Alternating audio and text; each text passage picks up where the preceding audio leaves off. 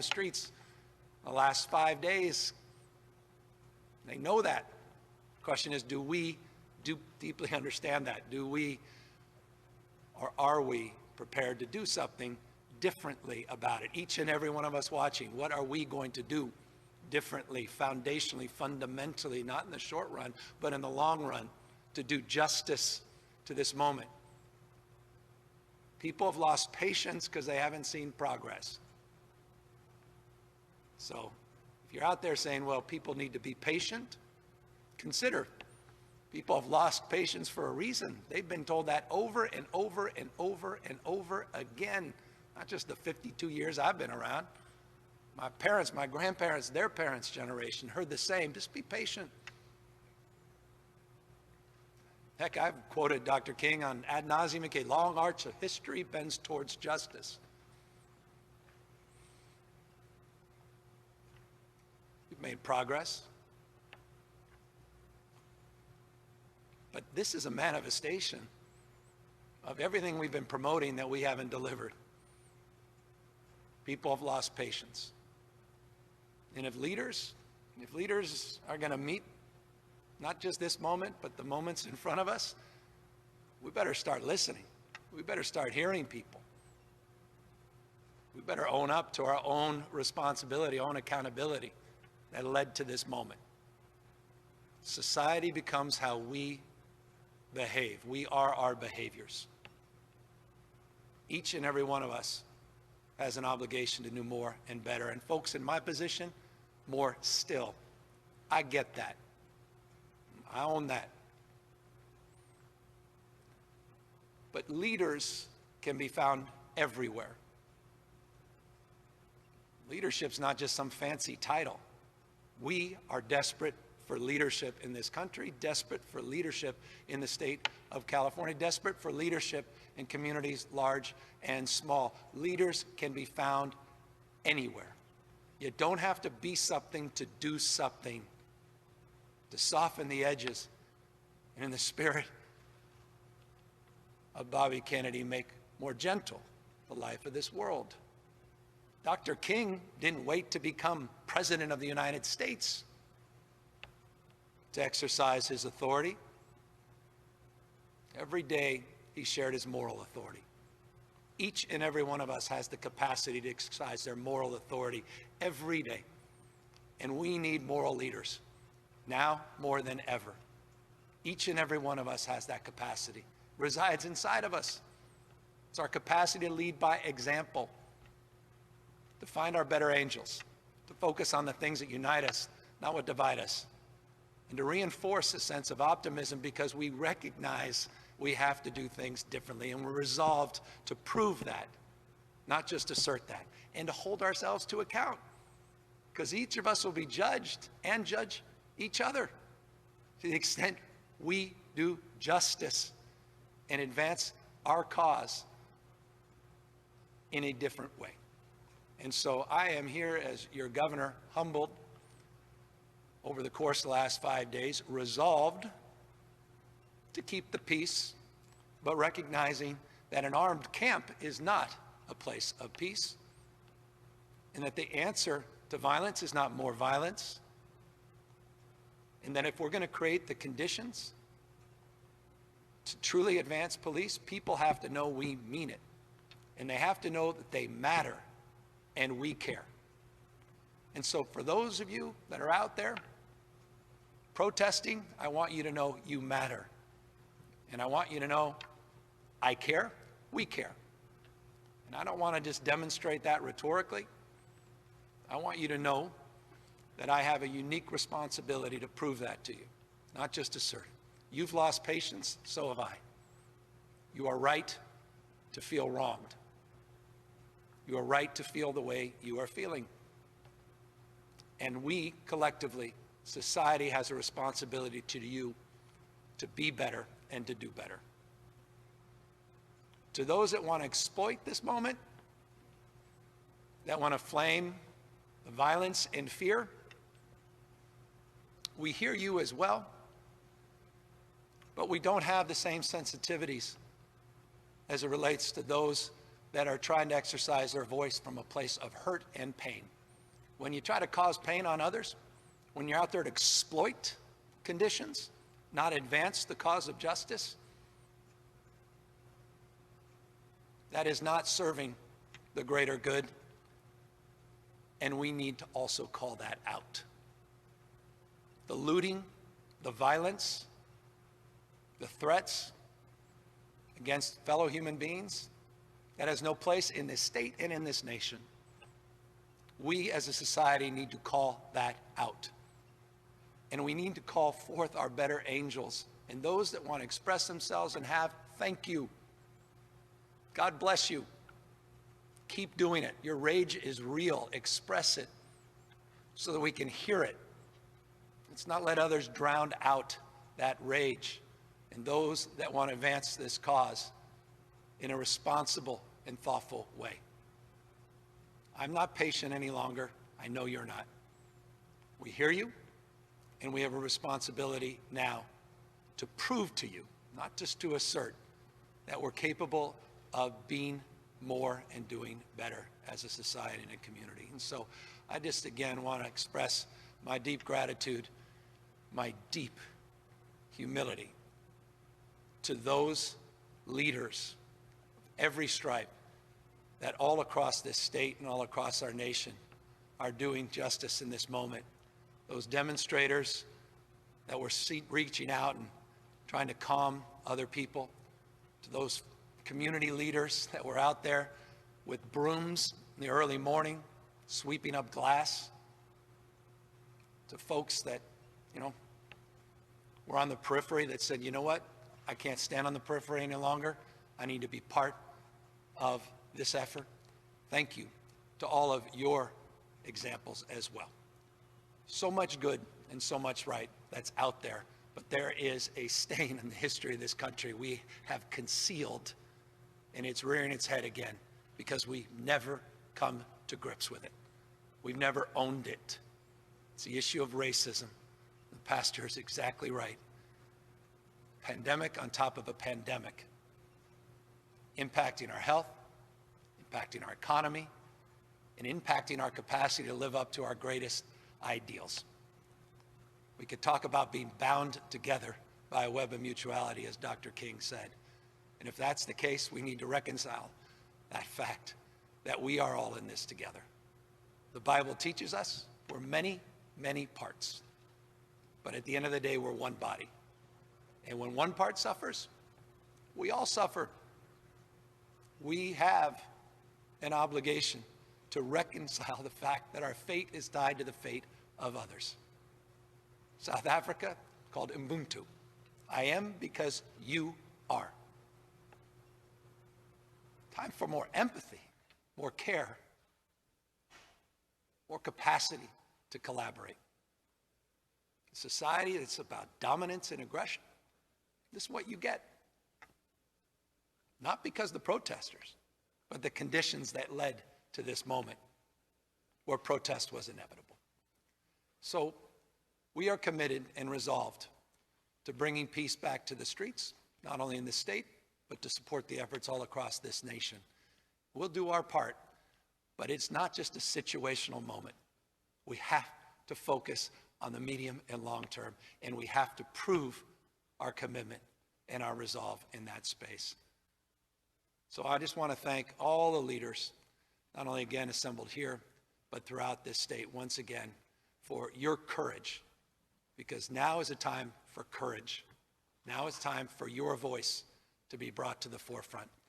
And let me thank all of those that are doing their best to keep people safe under very difficult circumstances, and all of those leaders that are out there supporting others, keeping people safe, our communities, large and small, all across the state of California safe at this very trying and difficult moment. So with that, we're happy to take any questions. We, of course, happy to also step aside and have members of the community respond as well. Thank you, Governor. Sophia Bolag here from the Sacramento Bee. I'll be asking questions on behalf of the press corps today. Many of us would like to know what your reaction is to Trump's comments this morning to governors to get tough on protesters. My reaction is the meeting I just had. My reaction are the words that I just spoke. My reaction is my commitment to the people of this state, the most diverse state in the world's most diverse democracy, to focus on the things that unite us, not what divides us, to make sure people are safe, but to make sure people recognize that there's something that lies deep underneath that has come to the fore that needs to be dealt with an equivalency of energy, focus, and resolve. We will provide the resources as needed to members of our community, leaders all up and down the state of California, but we must resolve to provide those resources to address these systemic problems at the same time. You've avoided criticizing the president since the start of the pandemic. Should we interpret your comments today as a criticism of what he said this morning? I have a choice. We all have a choice. I could be part of the daily back and forth in the news cycle and continue to perpetuate the problems that persist in this country. I could choose to go back and forth and just be another voice in that cause.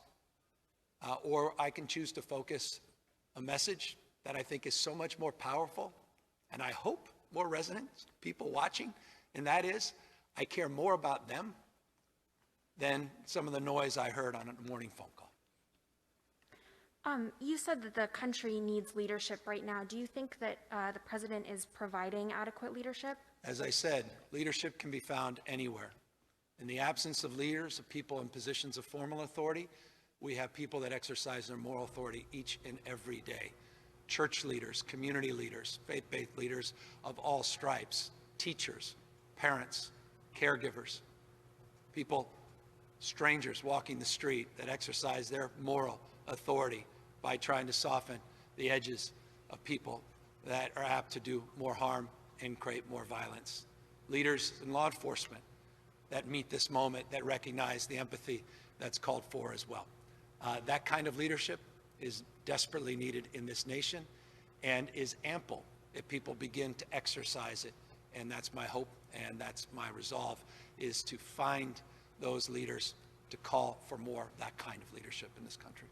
Tim Pucco of the Wall Street Journal would like to know what the plan is tonight for managing protests and dealing with break-ins and theft, and in particular, what changes or tactics you're supporting to de-escalate confrontations, violence, and damage. Well, we're working with mayors in cities and counties, large and small, sheriffs, and obviously working with leaders of the community, not just those in law enforcement, to exercise more control, more authority, again, moral authority, not just formal authority, to address the issue of violence. As many know, we have been working with mayors on deploying National Guard. The two resources the state of California has from a law enforcement perspective: California Highway Patrol, which has been on tactical alert for days, 12-hour shifts up and down the state of California, working mutual aid positions, pre-positioned, and also in strike teams to react. The National Guard was brought up. Over 3,400 National Guardsmen and women were called up. Today we added another 1,100, so we have over 4,500 National Guard men and women that are available throughout the state of California. Part of the protocols of mutual aid, it's a bottom-up process, not a top-down process. Mayors working with their chiefs, working to coordinate and collaborate the deployment of those teams. The National Guard, as you know, have been already distributed parts of the state, disproportionately concentrated in Southern California, but in Northern California, we have people pre-assembled. We have folks in other parts of the state that have been called back up, but thousands and thousands of National Guardsmen and women, by the way, who are also members of the community, many putting on their uniform, dentists, doctors, folks that work in construction, that are part of that group that are participating in making sure that we keep the peace, and will continue to meet the requests, we believe, of every mayor and every police chief in the state. We've done so far, and we intend to continue to. So are you waiting for local leaders to ask you for help before deploying more National Guardsmen and women, or are you proactively sending them to places that you think need help? Well, you cannot proactively send them in without creating more problems than you fix. if the state of California from the state capitol is sending National Guardsmen and women without concurrence, support, collaboration, and coordination through the mutual aid system, through a spirit of collaboration and support at the county level and the local level, then that's a recipe for more problems. The process we have today is well established, very formal.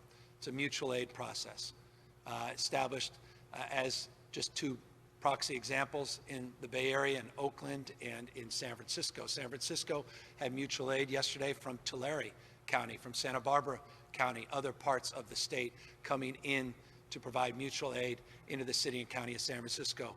Similarly, mutual aid from surrounding regions into Oakland, other parts of the state, a mutual aid approach first, working with CHP to help coordinate and collaborate as relates to efforts on freeways, as relates to jurisdictions where those lines begin to blur, and then the National Guard on top of that to come for logistical supports. But all of that is done through a command and support structure that has a local framework that is appropriate in order to keep all of these jurisdictions and keep the law enforcement approach in a very organized manner and keep people safe. Are you planning any statewide actions to deal with the protests tonight, like a statewide curfew or anything like that? We believe the conditions are very different in Del Norte versus other parts of the state, Imperial, or places in San Diego, different than even here in the Bay Area. So each and every jurisdiction, as a former mayor, I understand this intimately, has made determinations based on conditions as they see them in real time. Curfews as early as 1 p.m. In some parts of the state, others as late as 8 p.m. And that is a determination made by the experts on the ground based upon the conditions in their communities. Statewide, we have 7,000 California Highway Patrol. Again, full tactical alert, have been for days with protective gear all up and down the state of California. Working again to deploy the National Guard, an additional 1,100 guardsmen and women that are deployed just today, thousands over the last few days. We have many National Guardsmen and women working on COVID response. We are looking at a subset of those on COVID response to see if we can pre-position and make them available to meet the needs of communities all across the state of California. So substantial support from the state of California and obviously robust local support, mutual aid system, well-defined, well-organized, and a county overlay with the county sheriffs working with CHP and ultimately with the National Guards. The next question is from Jill Cohen of the New York Times. She would like to know how worried you are about the spread of COVID-19 at these protests and how the state is tracking any related spread. And after we saw testing sites close in Los Angeles as curfews went into effect, how are you and local health officials ensuring that protesters can get tested? Well, we want to make sure everybody can get tested. I encourage people to go on the covid19.ca.gov website, type in your zip code, and you'll see the closest site for testing available and open today. Yesterday, we conducted over 67,000 tests, day 4 and 5 into this very challenging period. So people are being tested substantially so all throughout the state of California, even in the midst of this latest challenge. And so we encourage that from public health and public safety perspective, and we want to make sure we continue to provide more sites, more points of access for people to get tested, and obviously when those testing sites open, to deal with the backlog as it relates to those individuals that otherwise would have gotten tested, which again, we continue to encourage people all throughout the state with symptoms and those that are asymptomatic that may be in an environment where they're more vulnerable prospect of the spread of this disease. The next question is from Kathleen Ronayne of the Associated Press.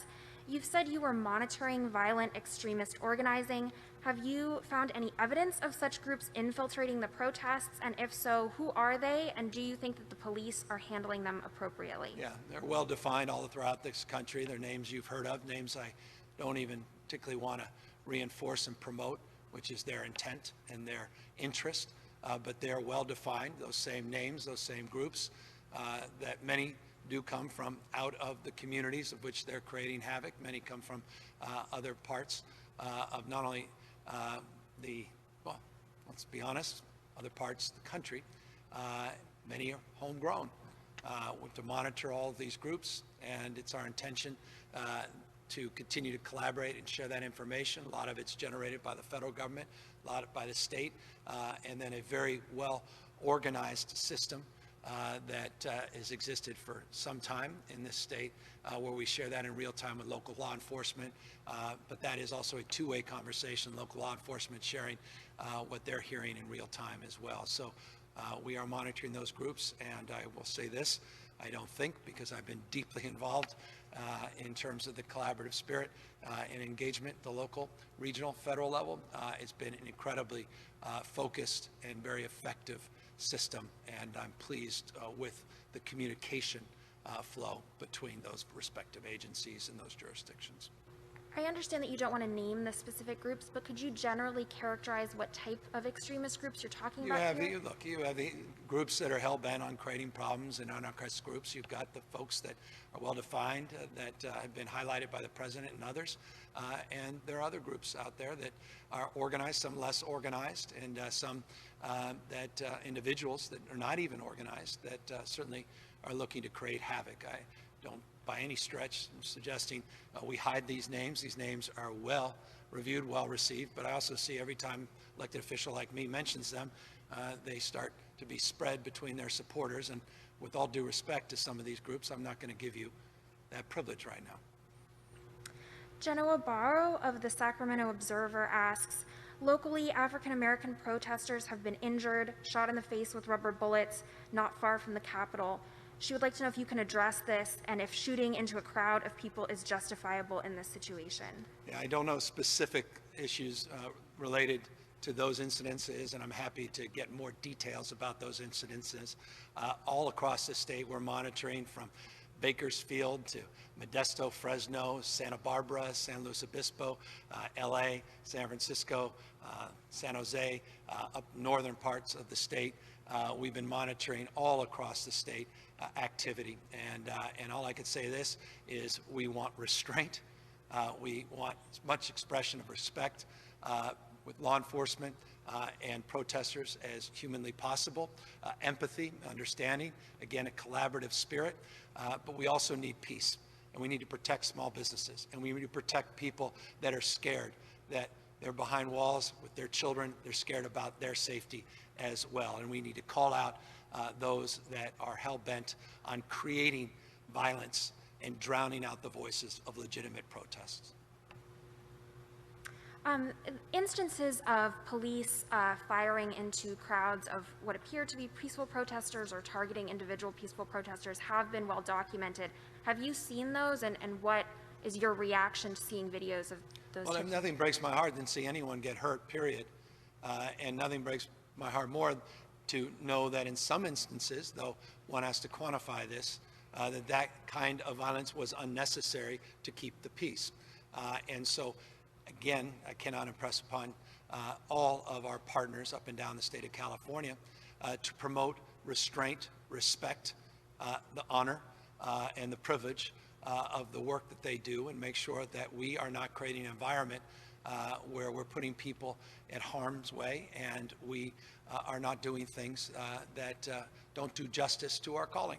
And so when there are inappropriate acts done, people need to be accountable. And that's another message. There'll be accountability. We will appropriately investigate any acts of violence against others, whether those acts be perpetuated by people in positions of power and influence with badges on or uniforms, or members of the community that are attacking and assaulting in a violent manner innocent people and businesses. I'm being told that we need to wrap it up. So as our final question, a number of reporters have asked about the state budget. As you know, the state Senate passed their own proposal last week. What was your reaction to what they passed? Do you agree with the parts that they've passed related to state workers? They are not suggesting a pay cut as you have. And are you planning to add anything to your budget proposal to help some of the businesses that have been hurt by both the coronavirus shutdown and by the protests? Yeah, we obviously have to do more to help support our small business leaders. As a former small business person myself, I intimately appreciate the incredible sacrifice, the courageous entrepreneurialism that is so much part of the state of California in particular, where innovation and entrepreneurial spirit runs through our veins. And so I'm deeply concerned about the pandemic as it relates to the impact on small businesses. We doubled the budget that we put together for small business loans, microloans for business, particularly women and minority-owned businesses. We had other very targeted support for small business as it relates to waiving fees for new small business creation in the budget. And clearly this moment will demand us to consider perhaps even more. As it relates to the give and take of a budget process, I've been through this many, many times. All I can say is I appreciate the collaborative spirit. I appreciate the work that the Senate is doing, support that the Assembly is giving to this process. And we continue to have very robust and very, very positive conversations. And that's what a budget is all about. We submit our thoughts. We go through a deliberative process. They put out competing proposals. We work across those differences in the spirit of collaboration and the spirit that defines this moment, which is the spirit of collaboration. And we work to get to a threshold where we can together support a package that needs to be delivered by June 15th and signed by myself by July 1st, and I'm confident we're well on our way to meeting those goals, and I respect and appreciate the work that they've done in the process to date.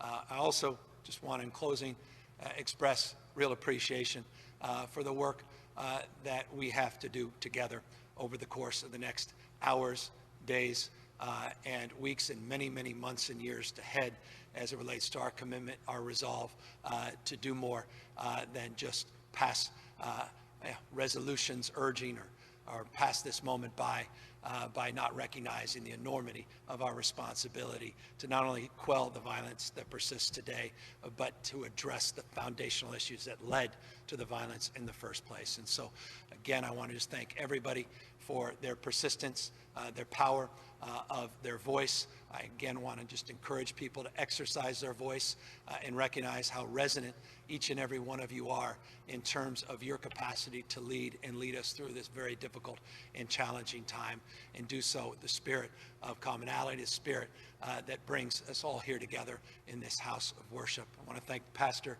for his support and his leadership, and for all of those leaders that were assembled here today. Thank you for your guidance.